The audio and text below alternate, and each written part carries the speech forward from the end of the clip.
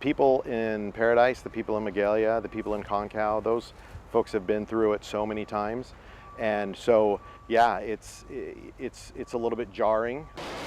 The Park Fire, now the largest fire burning here in California, and sadly, it is growing tonight.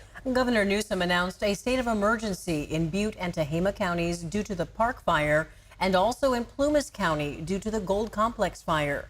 As a result of all these fires, hundreds of thousands of acres are burned, forcing the evacuation of thousands of people, destroying homes and threatening critical infrastructure. Good evening, everyone. We do thank you for joining us. I'm Chris Thomas. The Park Fire is now the state's largest fire since 2021. A stunning statistic. I'm Laura Painter. Several other fires are also currently burning in our state right now. CAL FIRE says more acres have burned in the first 7 months of this year than in all of 2023. Okay, so take a look at the map. The fire is moving north and east, mostly away from Chico. But listen to this. It has doubled, even tripled in size in just the last 24 hours. And take a look at the evacuation maps tonight, right here on your screen. Warnings are now stretching into southern Shasta County and western Plumas County, stretching all the way to Lake Almanor, that you may remember suffered from the 2021 Dixie Fire. Emergency officials are encouraging people to sign up for emergency alerts if they haven't done so already. And keep in mind, the entire town of Paradise is facing an evacuation warning tonight.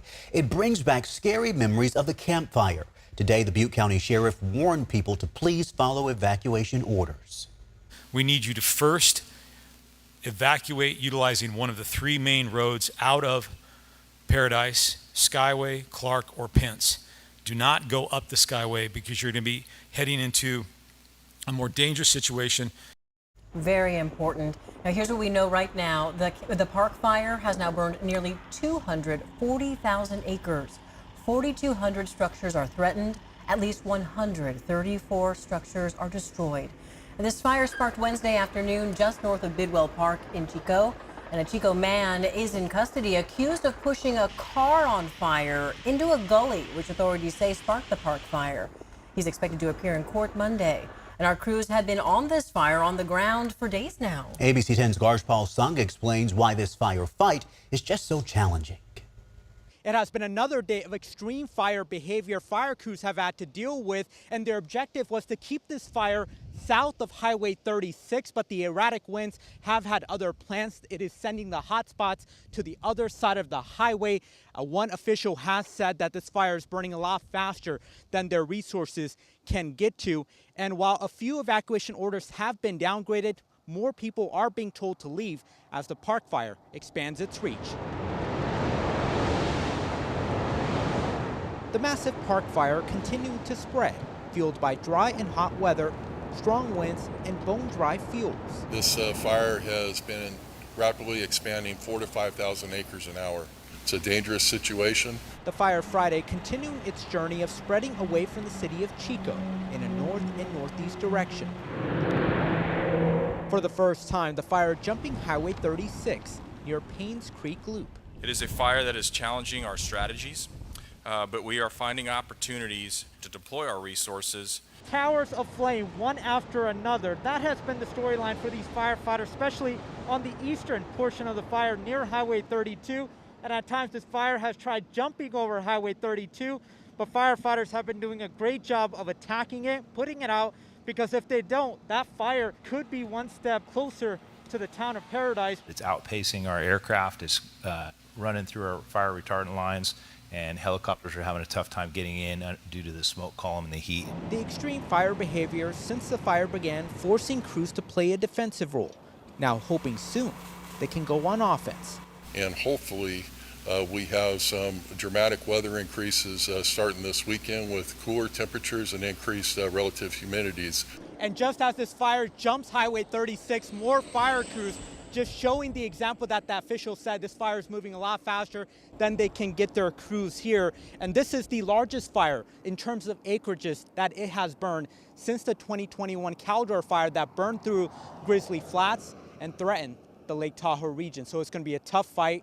Right now they're just chasing the wildfires. They're hoping the better weather conditions that's going to be coming can help them. Reporting near Chico, Garjpal Sangha, ABC 10.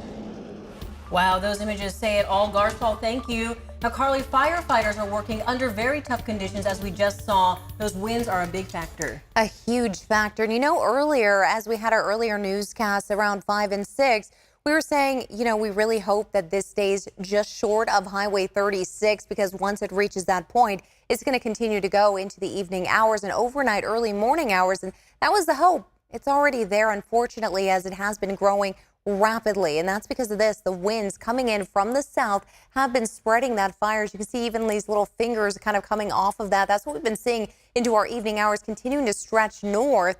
Now, here's the concern tonight. We start to see a small shift in the winds. Yes, they're still coming in from the south, but because it's the overnight hours, they start to begin coming in also just from the east. So that could start pushing it just toward the northwest, a little bit into the early morning hours there. So they'll have to watch that end of the fire.